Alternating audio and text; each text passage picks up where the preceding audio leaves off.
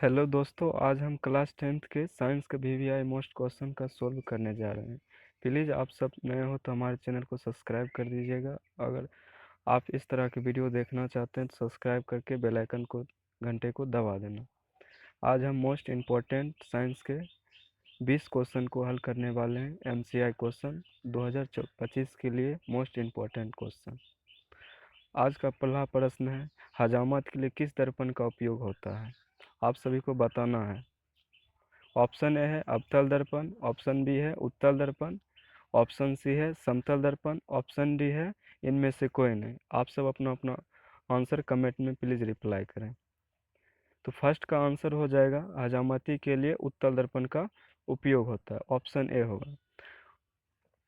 Next question की ओर बढ़ते हैं। दूसरा क्वेश्चन है, सामान्य नेत्र के लिए दूरबिंदु कितनी होनी चाहिए? सामान्य नेत्र के लिए दूरबिंदु कितनी होनी चाहिए? ऑप्शन ए है 25 सेंटीमीटर, ऑप्शन बी है 25 मिलीमीटर, ऑप्शन सी है 25 मीटर या ऑप्शन डी अनंत तक। आप सब अपना आंसर कमेंट में ज़रूर बताएं। तो इसका आंसर हो जाएगा 25 सेंटीमीटर। मनुष्य के लिए सब सामान्य दूरी 25 सेंटीमीटर होती है। नेक्स्ट क्वेश्चन की ओर बढ़ते हैं। तीसरा प्रश्न है, प्रकाश के परावर्तन के कितने नियम हैं? Option A 1, option B 2, option C 3, option 4। तो आप सभी को बताना है। ऑप्शन प्रकाश परावर्तन के कुल कितने नियम होते हैं? प्रकाश परावर्तन के कुल कितने नियम? 2 नियम होते हैं। ऑप्शन बी हो जाएगा। अगले प्रश्न की ओर बढ़ते हैं। अगला प्रश्न है, घरेलू विद्युत परिपथ में प्रत्यावर्ती धारा की आवृत्ति होती है। तो आपको बताना है घरेलू विद्युत परिपथ में प्रत्यावर्ती धारा की आवृत्ति होती है। ऑप्शन ए है 50 H, option B 100 H, option C है 220 एच, ऑप्शन डी है 60 जेट। आपको बताना है। तो इसका आंसर हो जाएगा 220 H Z, option C. Next question की ओर बढ़ते। पांचवा प्रश्न है, प्रकाश संश्लेषण होता है। आपको बताना है प्रकाश संश्लेषण कब होता है। ऑप्शन ए है सुबह शाम, ऑप्शन बी है केवल दिन में, ऑप्शन सी है दिन रात, ऑप्शन डी है केवल रात में। तो इसका आंसर हो जाएगा सुबह शाम तो नहीं होता है, ऑप्शन बी ये भी नहीं होगा, ऑप्शन सी है दिन रात, ऑप्शन डी है केवल रात में। तो इसका आंसर फाइनली हो जाएगा ऑप्शन बी, दिन में होता है प्रकाश संश्लेषण। ऑप्शन अगले प्रश्न की ओर। छठा प्रश्न है, वृक्क सहायता प्रदान करता है। तो वृक्क सहायता क्या चीज प्रदान करता है? ऑप्शन ई है श्वसन में, ऑप्शन बी है जनन में, ऑप्शन सी है उत्सर्जन में, ऑप्शन डी है पाचन में। तो आपको बताना है इसका आंसर। इसका हो जाएगा आंसर ऑप्शन सी हो जाएगा उत्सर्जन में। अगले प्रश्न की ओर बढ़ते हैं। ऑक्जेलिक अम्ल का प्राकृतिक निम्नलिखित में स्रोत क्या होता है? तो आपको बताना है ऑक्जेलिक अम्ल का प्राकृतिक स्रोत निम्नलिखित में कौन होगा। तो ऑप्शन ए है टमाटर, ऑप्शन बी है संतरा, ऑप्शन सी है इमली, ऑप्शन डी है सिरका। तो इसका आंसर आपको बताना था। इसका आंसर हो जाएगा फाइनली ऑप्शन ए हो जाएगा टमाटर।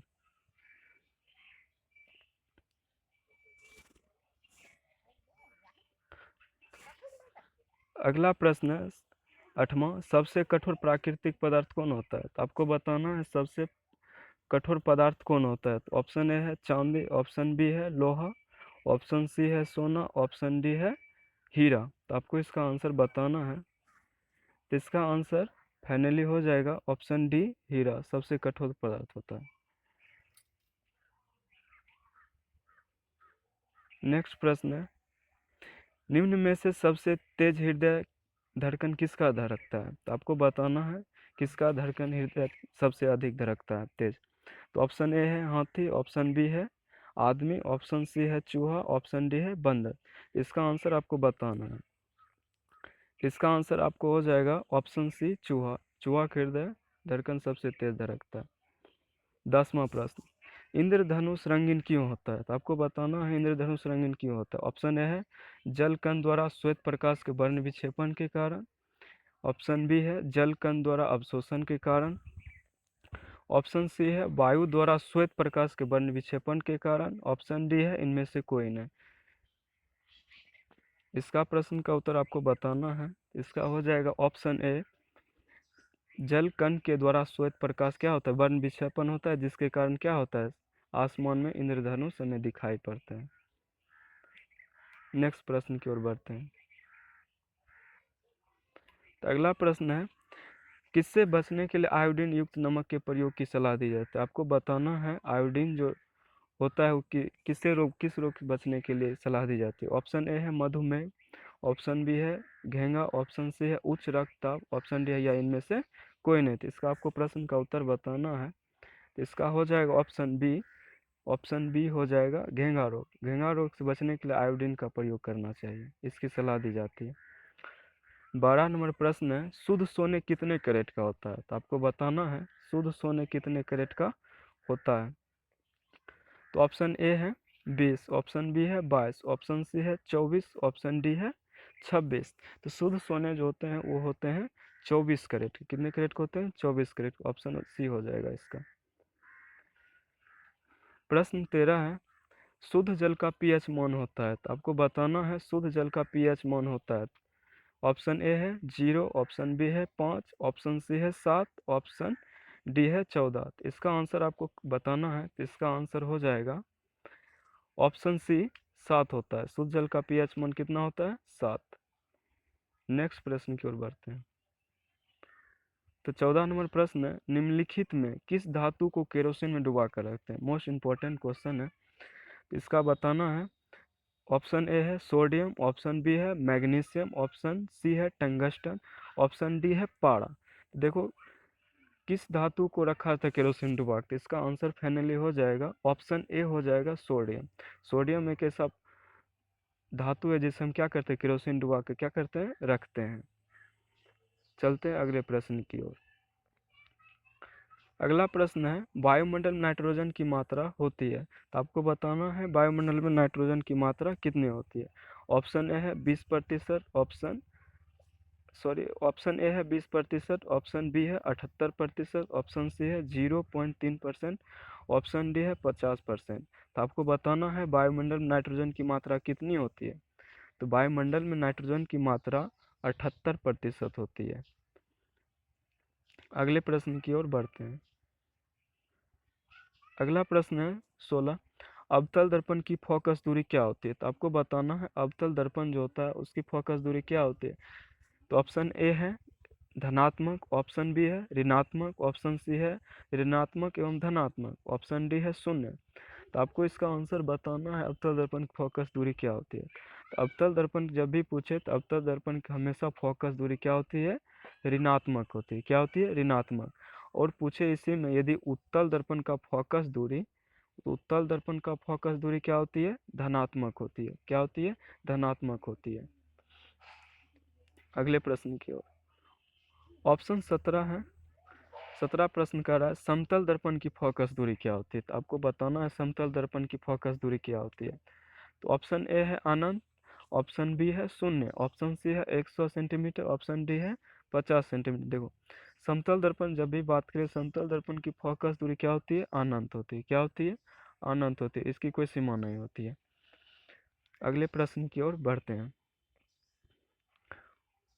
प्रश्न संख्या 18, निम्न में से कौन बौने पौधे को दर्शाता है। तो आपको बताना है बौने पौधे को कौन दर्शाता है। देखो इसका सबसे आसान तरीका है, जो छोटे अक्षर के रूप में लिखा रहे हैं। देखो जैसे ऑप्शन क्या कर रहा है, ए ऑप्शन ए है बड़ा टी है फिर छोटा टी, ये तो होगा नहीं, ठीक।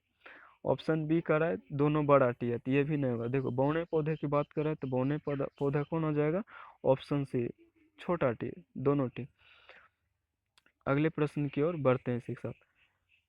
19 नंबर प्रश्न है, विद्युत आवेश का एसआई मात्रक क्या होता है। आपको बताना है विद्युत आवेश का एसआई मात्रक क्या होता है। तो विद्युत आवेश का बात करें, ऑप्शन ए है वोल्ट, ऑप्शन बी है ओम, ऑप्शन सी है एम्पियर, ऑप्शन डी है कूलम। तो आपको बताना है विद्युत आवेश का एसआई मात्रक क्या होता है। जब भी विद्युत आवेश का एसआई मात्रक क्या होता है, तो एम्पियर होता है। क्या होता है, एम्पियर। ऑप्शन सी हो जाएगा इसका राइट आंसर।